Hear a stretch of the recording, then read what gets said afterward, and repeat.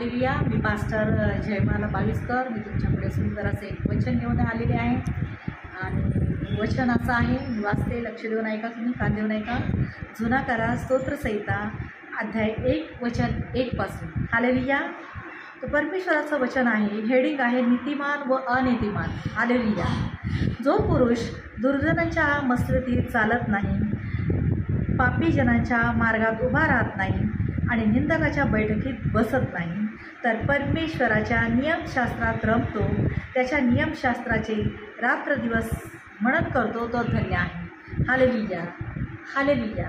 परमेश्वराचं वचन सांगतं अनीतिमान आणि नीतिमान. अनीतिमान लोकांना देवाला आवडत नाही.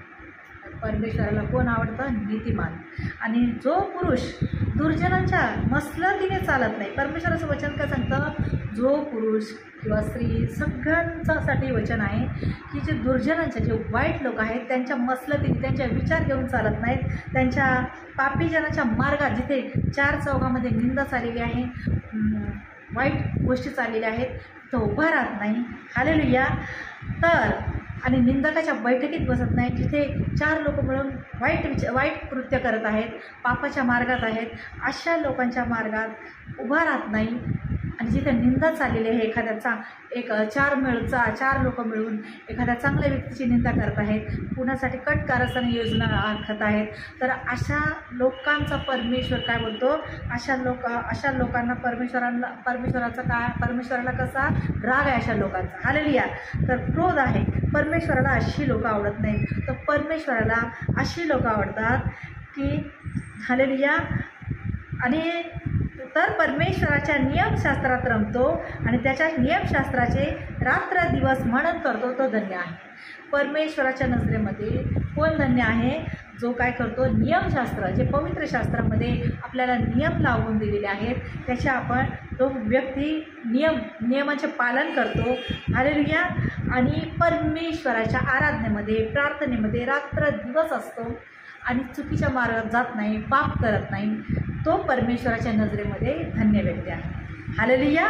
तर परमेश्वराचं वचन सांगतं रात्रदिवस परमेश्वराच्या वचनात वागतो, देवाला आवडेल असं करतो. जसं येशू आपल्या पित्याच्या आज्ञेत राहिला, त्याने या पृथ्वीवर जो आला तर त्याने एक साधारण माणसाच्या रूपामध्ये जन्माला आला आणि त्याने एकही पाप केलं नाही, मनुष्य रूपात येऊन.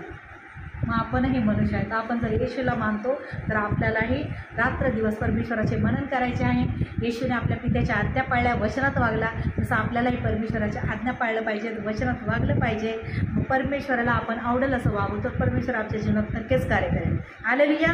तर परमेश्वराचं वचन सांगतं जे झाड पाण्याच्या प्रभावाजवळ लावलेले जाते, जे आपल्याला हंगामी फळ देते, ज्याची पाने कोंबजत नाहीत, अशा झाडांसारखा तो आहे आणि जे काही ते हाती घेतो ते सिद्धीत जाते. हालेलुया. जसं झाडाच्या नदीकाठी वाहत्या पाण्याजवळ जसे झाडं उगवलेले असतात आणि ते सदैव रसभरीत, हिरवेगार, टवटवीत असतात, ते कोंबजत नाहीत, सुकत नाहीत. उन्हाळा आला, पावसाळा आला, ते सदैव टवटवीत असतात. तसं परमेश्वराचा मनुष्य जर देवाच्या नियमशास्त्रात वाढेल, चांगला वागेल, देवाला घाबरेल, पाप करणार नाही, निंदकाच्या बैठकीत बसणार नाही, परमेश्वराला हवं तसे वागेल, तसं करेल, तर परमेश्वराचं वचन सांगतं त्याने अशा आपल्याला उपमा दिलेली आहे, जे झाड वाहत्या पाण्याजवळ लावलेलं असतं ते सदैव, उन्हाळा असो पावसाळा असो, ते सदैव झाड टवटवीत असतं. तसं मनुष्य परमेश्वराच्या नियमशास्त्रात आणि वचनात वागणारा, आज्ञा पाळणारा मनुष्य रसरसीत असेल, टवटवीत असेल. हालेलुया. तो कधीही कोमेजलेला दिसणार नाही, सदैव टवटवीत दिसेल. किती वय झालं तरी तो माणूस सदैव तरुण दिसेल, कारण त्याने परमेश्वराला मिळवून घेतलेलं आहे. आणि परमेश्वराला मिळवून घेणं म्हणजे त्याच्या आज्ञा पाळणं आहे, त्याच्या आज्ञाचं उल्लंघन करणं नाही, त्याला आवडेल असं वागणार आहे, वागलं पाहिजे. हालेलुया. आणि देवाला जो माणूस व्यक्ती आवडतो, परमेश्वर त्याच्या सदैव सोबत असतो. आणि आपण वाहत्या पाण्याजवळ जे झाड लावलेलं असतं ते कसं सदैव टवटवीत असतं, तसं आपण टवटवीत असतो. पापाच्या अंधारात असलं तर आपण कोमेजलेले दिसू. पण चांगले वागू, देवाच्या आज्ञा पाळू, पवित्र शास्त्रात आणि इतरांनाही येशू कोण आहे सांगून आपल्या पवित्र शास्त्रामधल्या प्रत्येक आज्ञा पाळू. परमेश्वर बोलतो की मी तुमच्यासोबत आहे. जर आपण चांगलं वागू, देवाच्या आज्ञा पाळू, तर परमेश्वर आपल्यासोबत आहे. आणि कुठलाही काही संकट असतील, काही आपल्या परिस्थिती वाईट बिकट असेल, तर आपण माणसांना न सांगता देवाला सांगावं, एका कोपऱ्यात जावं. आणि येशूच्या माणसांना तर मी सांगते की तुम्ही लोकांसमोर रडू नका, जे आपल्या प्रभूला मानत नाही त्यांच्यासमोर आपलं रडगाणं गाऊ नका. तर परमेश्वराजवळ गुडघे टेका आणि तिथेच लगेच त्याच्याजवळ येऊन प्रार्थना करा. आणि परमेश्वर आपली प्रार्थना ऐकतो. त्याच्याजवळ रडा, कारण तो आपले अश्रू पुसणारा परमेश्वर आहे. माणूस रडून ऐकणार आणि तो लोकांना आणि तो काय करणार, आपलं हसून लोकांना सांगणार. म्हणून रडून देवाजवळ रडा, देवाला सांगा, तो तुमचे सगळे अश्रू पुसायला समर्थ आहे. तोच परमेश्वर आहे, येशू जिवंत परमेश्वर आहे. म्हणून माझ्या बालमित्रांनो, येशूकडे या, येशूच्या प्रेमाचा अनुभव घ्या. येशूचा धर्म नाही तर मन परिवर्तन करायला आलेला आहे. तो जगाचा तारणारा आहे, तो जिवंत परमेश्वर आहे. वर आकाशातील खाली पृथ्वीखालच्या जलातील कशाचीच प्रतिमा करू नको, असं निर्गमन अध्याय 20मध्ये सांगितलेलं आहे, 10 आज्ञा.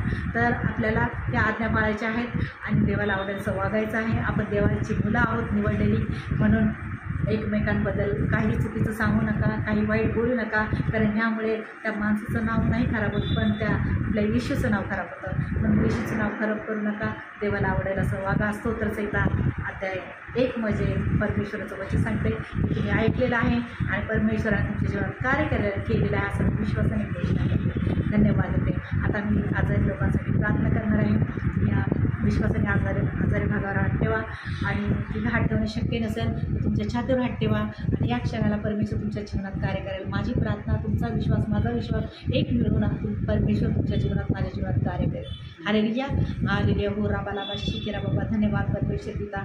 या क्षणाला परमेश्वर ज्या लोकांनी आजारी लोकांनी प्रार्थना भाग घेतलेला आहे, विश्वासाने प्रभू त्यांच्या जीवनातले प्रत्येक आजार, दुःख, संकट येशूच्या नावात निघून जाऊ. प्रभू येशूची शांती प्रत्येकाच्या जीवनात येऊ. प्रभू परमेश्वर या क्षणाला स्पर्श करतो. परमेश्वर त्यांना कॅन्सर आहे, हे कॅन्सरच्या गाठीला येशूच्या नावात मुंबईत ते नष्ट होत. डायबिटीज येशूच्या नावात निघून जाऊ. ब्लड प्रेशर येशूच्या नावात निघून जाऊ. प्रभू परमेश्वर मतिमाच्या बुद्धीला स्पर्श हो.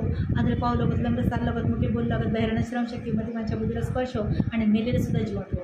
या क्षणाला ज्यांना शांती नाही आहे, प्रभू येशूची शांती त्यांच्या जीवनात होतो. या क्षणाला भूतप्रेत, जादू, तंत्र, मंत्र, कनिष्ठ, दुष्ट आत्मा या क्षणाला निघून जाऊ. प्रभूचा अभिषेक हो, पवित्र आत्म्याचा अभिषेक सर्वांना स्पर्श करो. स्पर्श कर पवित्र आत्मा. God is part touching. ओ राबाला शाखाला बाबा, धन्यवाद परमेश्वर. प्रभू ज्या लोकांनी विश्वासाने प्रार्थना भाग घेतलेला आहे त्यांच्यासाठी मी प्रार्थना केलेली ती स्वर्गात येशूच्या नावात मान्य झाली असं विश्वासाने घोषणा करते. प्रभू येशूच्या नावात सर्व पूर्णपणे बरे झाले असं मी विश्वासाने घोषणा करते. प्रभू आज्ञा करणारी मी आहे पण कार्य करणार. माझा विश्वास आहे, माझी प्रार्थना तू ऐकलेली आहे आणि सर्व येशूच्या नावात बरे झाले. येशूच्या नावात बरे व्हा या क्षणाला मी कमांड करते आणि पूर्ण बरे झाले. तिथं आज्ञा करणारी मी आहे पण कार्य करणार होते. सारा आदर महिमा तुला देऊन प्रार्थना येशूच्या नावात मानते. माझी प्रार्थना स्वर्गीय बापाने येशूच्या नावात मान्य केली धन्यवाद देते. प्रभू येशूची शांती तुम्हाला असो. माझा यूट्यूब चॅनल आहे मास्टर जय, मला 22 सबस्क्राईब करा, इतर लोकांना शेअर करा आणि लोकांना पण यूट्यूब चॅनलवर सांगा की येशूच प्रभू आहे आणि प्रभूच्या प्रेमाचा अनुभव घ्या. प्रभू येशू तुमच्या जीवनात कार्य करेल. आणि आमचा पत्ता आहे विद्यालय साईलीला हॉल, राजेवाडी हॉस्पिटलच्या समोर, 2nd फ्लोअर.